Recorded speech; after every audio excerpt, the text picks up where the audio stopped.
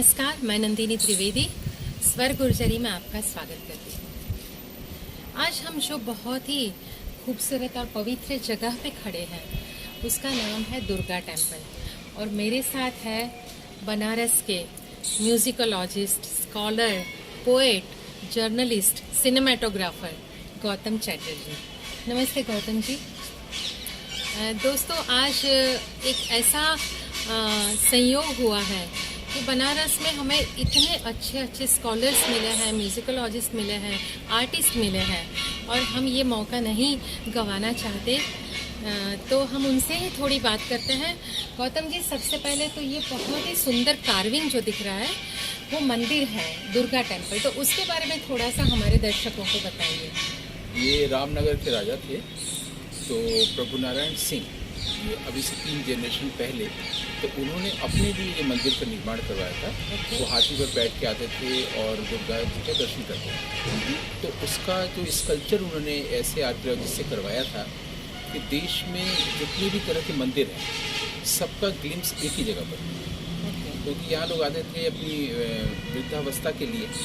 तो ऐसे में किसी को भी कहीं अलग अलग जगह बद्रीनाथ, केदारनाथ और तमाम जगह न जाना पड़े, एक ही मंदिर में सबको, इसलिए उन्होंने सब जगह का यहाँ पर एक तरह से रेप्लिका बनाया है। और इसमें खास बात यह है कि जैसे आप साउथ इंडियन टेम्पल्स में देखेंगे कि वहाँ पर म्यूजिकल जो जेस्चर्स है स्कल्प्टेड है, तो इसकी दीवारों पर भी ऐसे बांसुरी बजाते हुए, तबला बजाते हुए वो उत्कीर्ण है। ओके, सो हम गौतम जी ने बहुत सुंदर एक छोटी सी फिल्म भी बनाई है उसके ऊपर, तो ये मंदिर की झलक तो देखेंगे ही।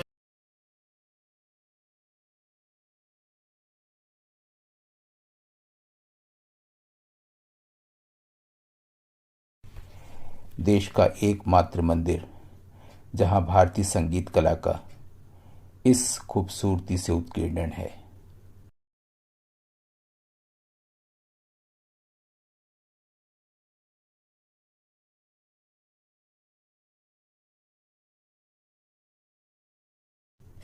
राम, कृष्ण, दुर्गा, सरस्वती, कौन नहीं है यहाँ। श्री कृष्ण के गोवर्धन पर्वत का प्रसंग हो या फिर समुद्र मंथन का।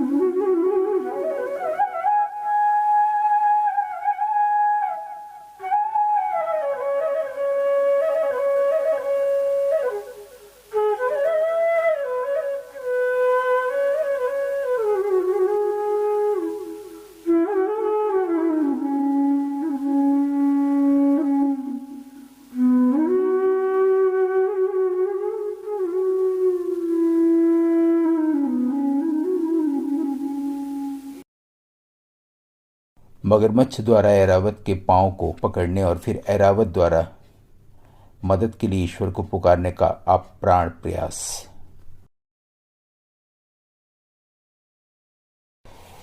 यह संदेश कि जिस तरह से मृत्यु से बचने के लिए एक जीव ईश्वर को पुकारता है, उसके पास कोई और विचार नहीं रहता।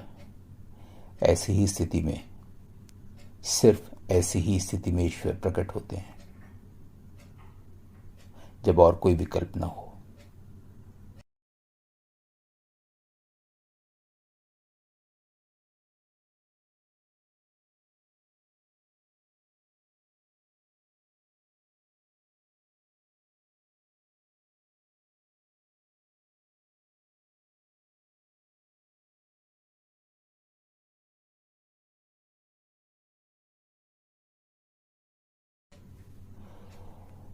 या फिर वैदिक ऋषि और पंचम वेद के रचनाकार भरत मुनि,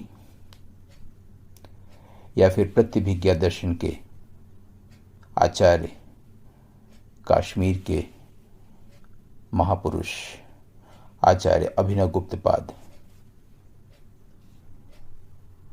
यहां कौन नहीं है उत्तर और दक्षिण का सुंदर संगम। यहां तक कि दश महाविद्या में से एक प्रमुख छिन्नमस्ता भी यही है। इस एक मंदिर में पूरे भारतवर्ष के आध्यात्मिक प्राण का एक समवेत स्नान है। क्या हम इसे जानते हैं? क्या हम इसी स्थापत्य की दृष्टि से सहेजने के लिए तैयार हैं?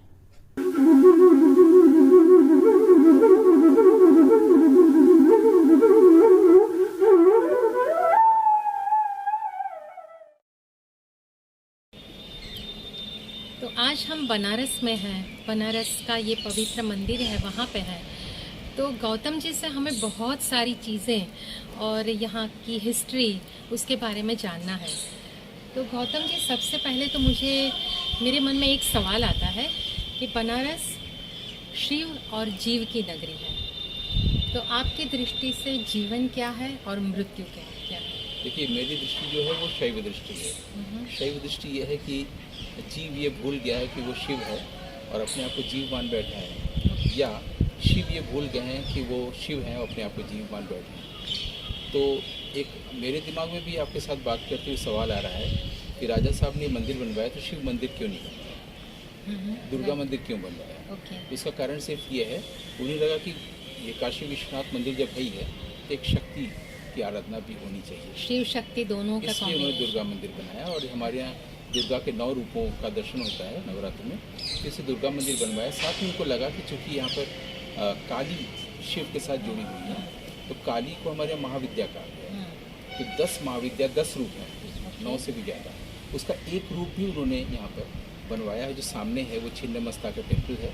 ये शनिवार को खुलता है और बनारस में ये भी है, लेकिन इसका दर्शन सिर्फ तंत्र से जुड़े लोग करते हैं और बहुत कम लोग जानते हैं। पर जीवन क्या है आपकी दृष्टि से? सिर्फ एक छोटा सा डेफिनेशन देना है तो। और मृत्यु क्या है? देखिए, मृत्यु तो सिर्फ वो है जो कि मृत्युशील है, उसी की मृत्यु है। जैसे कि देह है, तो प्रकृति से जुड़ी हुई चीज़ है, उसकी मृत्यु होती है। जो प्रकृति के पार है, जो प्रकृति के परे है, वो मृत्युहीन है, वो अमृत है। तो जब हम लोग शिव की बात करते हैं तो उसमें रेप्लिकास वगैरह की मृत्यु होती है, लेकिन शिव जो हैं वो हमारे यहाँ अक्षुण्ण है, वो टाइमलेस।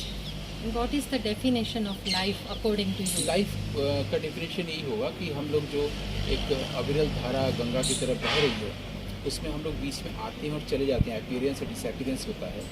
तो अपीयरेंस और डिसअपीयरेंस को डिवॉइड करके अगर हम लोग सिर्फ धारा को देखें तो वहाँ पर एम्प्टीनेस भी है और वाइब्रेशन भी है।